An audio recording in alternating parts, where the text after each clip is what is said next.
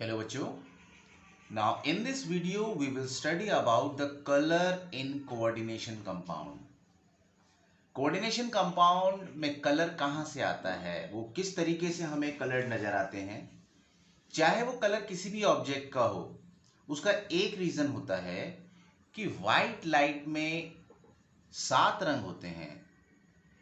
White light जब किसी object पर फॉल करती है और अगर उस ऑब्जेक्ट में किसी भी कलर को एब्जॉर्ब करने की कैपेबिलिटी है तो वो कलर एब्जॉर्ब हो जाएगा और बाकी रिमेनिंग रिफ्लेक्ट हो जाएंगे. और जो कलर बचे हुआ रिफ्लेक्ट होगा उस कलर को कहते हैं कंप्लीमेंट्री कलर. और वो कंप्लीमेंट्री कलर जब हमारे आईज पे पहुंचेगा तो हमें वो कलर नजर आएगा.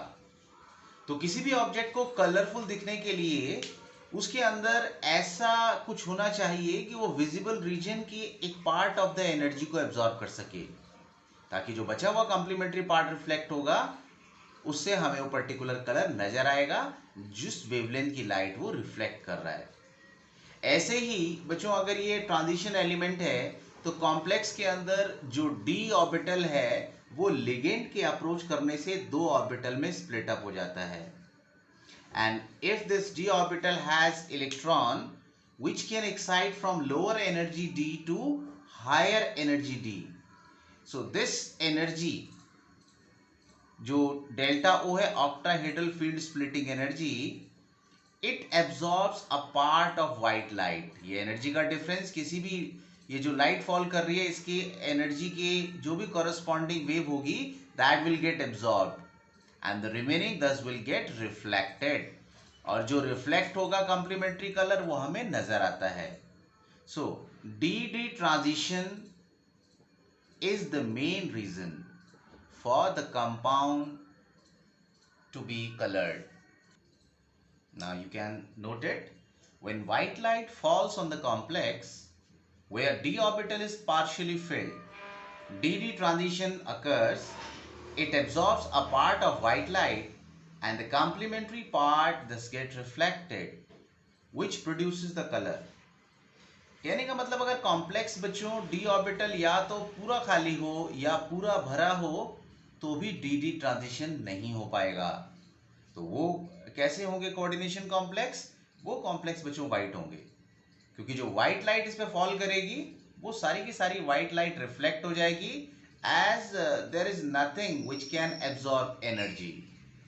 और ऐसे अगर हम कहें जैसे ये आपका TiH2O6 3+ है, इसका कॉन्फ़िगरेशन 3D1 है, इसमें डी ट्रांजिशन पॉसिबल है, so this will be white. मगर अगर हम जिंक 2+ सॉल्ट देखें जिसमें पूरा 3D10 कॉन्फ़िगरेशन है, ये पूरा का पूरा वाइट होगा. स्कैंडियम 3+, ये भी पूरा वाइट होगा, क्योंकि यहाँ D0 कॉन्फ़िगरेशन है और यहाँ पर D10 कॉन्फ़िगरेशन है. तो this is the reason for the colour in coordination compound. Now colour in coordination compound में हम पढ़ेंगे change in ligand results in change of colour. जैसे कि हमने पढ़ा कोऑर्डिनेशन कंपाउंड में जो कलर है that is due to d D transition. जब इलेक्ट्रॉन्स लोअर एनर्जी डी से हायर एनर्जी डी में जाता है so it absorbs a part of white light and the complementary part thus get reflected. अगर हमारा लिगेंड डिफरेंट होंगे तो जो सेंट्रल मेटल एटम या आयन है उसका ऑक्टाहेड्रल फील्ड स्प्लिटिंग एनर्जी भी अलग होगा. Strong field ligand will split it more. उसमें ऑक्टाहेड्रल फील्ड स्प्लिटिंग एनर्जी ज्यादा होगी. इट मींस ज्यादा एनर्जी चाहिए उस इलेक्ट्रॉन को लोअर डी से हायर डी ऑर्बिटल में लेके जाने के लिए. और बच्चों रिलेशनशिप अगर देखें कि energy is inversely proportional to wavelength, तो हायर एनर्जी अगर चाहिए तो वेवलेंथ शुड बी लो. इसका मतलब ये हुआ कि अगर लो वेवलेंथ की लाइट एब्जॉर्ब हुई है तो जो हायर वेवलेंथ वाली लाइट है that will get reflected. And in the same way when the octahedral field splitting energy is less, इसका मतलब ये हुआ कि हमें कम एनर्जी की वेव चाहिए इलेक्ट्रॉन्स को लोअर डी से हायर डी में ले जाने के लिए. तो इसका मतलब क्या हुआ? Lower energy greater wavelength. So the greater wavelength light out of the white light bunch will absorb and the complementary thus get reflected and it will produce the color. तो जैसे ही हमारा लिगेंड चेंज होता है octahedral field splitting energy भी differ करेगी. So different wavelength of light get absorb and the complementary part thus reflected will also be different. जैसे nickel H2O6 3+ green colour का है, यहां पर आपका लिगेंड क्या है? Water. But when two water molecules get replaced by this ligand ethylene diamine. जो ethylene diamine है इसकी स्ट्रेंथ बच्चों ज्यादा होती है. तो होगा क्या कि जब ये लिगेंड होगा तो जो कॉम्प्लीमेंट्री पार्ट रिफ्लेक्ट हो रहा है दैट इज पेल ब्लू. और ऐसे ही अगर ये 4 H2O में से 2 H2O और हट जाए, 2 ईन आ जाए, 1 ईन can substitute 2 H2O because ene which is ethylene diamine is bidentate ligand. तो यहां पर reflecting colour blue to purple है and finally it is violet when we have all the ene ligands attached to the nickel ion. Metal carbonyls, ये मैंने फिर से बच्चों कुछ कोऑर्डिनेशन कॉम्प्लेक्स बनाए हैं. NiCO4 FeCO5, ये टेट्राहेड्रल है. NiCO4, ये FeCO जो 5 है that is trigonal bipyramidal. CrCO6 octahedral. And we do also have the complexes CO2 CO8 Mn2 CO10. तो ये जो कॉम्प्लेक्सेस हैं जिसके अंदर अगर हम लिगेंड देखें तो लिगेंड सिर्फ एक ही है. कौन है? And that is CO, carbonyl. बच्चों सेंट्रल एटम CO में C बड़ा है O छोटा है, this is cobalt. And carbonyl this is ligand जो इलेक्ट्रॉन पेयर डोनेट करता है. तो ये कॉम्प्लेक्सेस जितने भी हम पढ़ रहे हैं they have the carbonyl present as ligand. So this is basically the homoleptic complexes. Homoleptic मतलब एक ही तरह का लिगेंड है and that ligand is the only carbonyl. Such complexes are called as metal carbonyls. So we are studying it differently because carbonyl has some peculiar property of forming bond with iron or chromium or any central metal atom. Hence बच्चों structure के साथ आप एक line और लिख लो कि ऐसे homolytic complex in which CO act as a ligand are called as metal carbonyls. Now let us study the bonding in metal carbonyls. Now in bonding in metal carbonyls में क्या याद रखना है हमें? ये metal है, central metal atom, and this is the carbonyl group which is acting as a ligand. Now in this metal carbonyl along with the coordinate bond जो कि हमने VBT में पढ़ा, इसमें एडिशनल सिग्मा बॉन्ड के अलावा पाई बॉन्ड भी होता है जो कि इस मेटल कार्बोनाइल के बॉन्ड को स्ट्रेंथन करता है. यहां पर कार्बोनाइल ने क्या किया? अपना एक loan pair of electron donate किया मेटल को. सो this is the loan pair of electron which the carbonyl is donating in the empty D orbital of this metal. और यहां पर साथ साथ क्या होगा? पाई बॉन्ड की फॉर्मेशन भी होगी.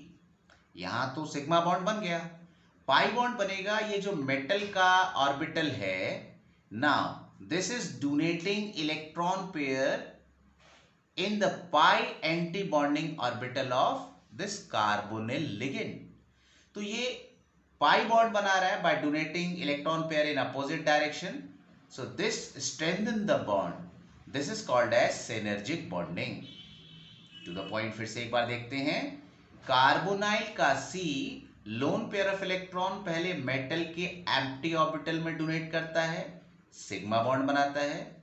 Then the electron pair present in the d orbital of metal again by back donation donates electron in the pi anti bonding orbital of this carbonyl ligand. और इस तरीके से ये सिग्मा और pi bond दोनों बनाता है और इस बॉन्डिंग को सिनर्जिक बॉन्डिंग भी कहते हैं. Now you can note it. The metal carbonyl possesses both sigma and pi bond character. The metal dash C sigma is formed when CO donates electron pair to the vacant of M, and pi bond forms when pair of electron get donated from d orbital of metal to vacant pi star, yani pi antibonding orbital of the ligand CO. Thus, M dash ligand creates synergic effect which strengthen the bond. You can pause the video and note this. Now we will start stability of coordination compound. Stability of coordination compound में एक example लिया है जिसमें एक metal अपने 4 ligand से connect होता है और Ml4 बना रहा है. इसको मैंने यहाँ पर बच्चों 4 बेसिक स्टेप्स में लिया है. फर्स्ट स्टेप में पहला लिगेंड कनेक्ट हो रहा है मेटल से, बन रहा है Ml. जब इक्विलिब्रियम स्टेज आ जाएगी तो स्टेबिलिटी Ml की डिपेंड करेगी कंसंट्रेशन ऑफ Ml पर. अगर Ml जितना ज्यादा स्टेबल होगा, प्रोडक्ट की कंसंट्रेशन ज्यादा होगी, लिगेंड्स और मेटल एटम की कंसंट्रेशन कम होगी. मीन K1 जितना ज्यादा होगा उतना Ml ज्यादा होगा. And in the same way, when this Ml combines with another ligand forms Ml2, equilibrium constant K2 will be the concentration of Ml2 divided by the concentration of Ml and L. And in the same way, for the third and fourth reaction, the equilibrium constant K3 and K4 is defined. अगर हम क्या करें, overall बच्चों complex ले लें. मैं इसको अलग कलर से दिखा देता हूं.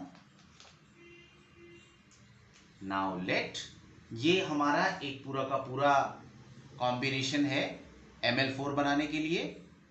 तो M plus 4 ligand Ml4, that is forming Ml4. तो इसका equilibrium constant let it is shown by beta. Ml4 product है, रिएक्टेंट में M और है बच्चों क्या है, ये 4L है. तो हमने पढ़ा कि जो कोएफिशिएंट है वो पावर में चला जाता है, so it will be L4. Now let us check the relationship of the individual equilibrium constant with the constant beta. अगर हम इन जितने भी ये रिलेशनशिप्स हैं इनको मल्टीप्लाई कर दें, K1 into K2 into K3 into K4, तो क्या आएगा. तो ये मैंने वैल्यूज रख दिया बच्चों, K1 into K2 into K3 into K4.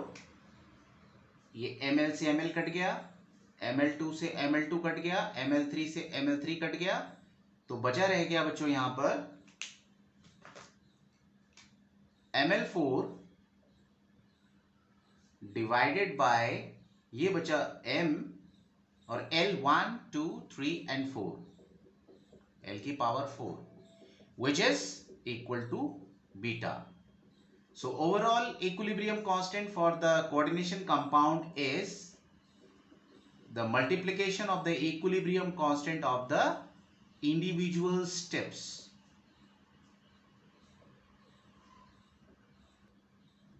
तो ये हमारे K1, K2, K3, K4 जो इक्विलिब्रियम कांस्टेंट यहां पर हैं, they are the stability constant of the individual step, या कहीं स्टेप वाइज स्टेबिलिटी कांस्टेंट. और बीटा क्या होगा, beta is the overall stability constant of the complex Ml4. हाँ, रेसिप्रोकल अगर इसका कर दिया जाए तो that will be called as instability constant. Instability constant will be the reciprocal of beta.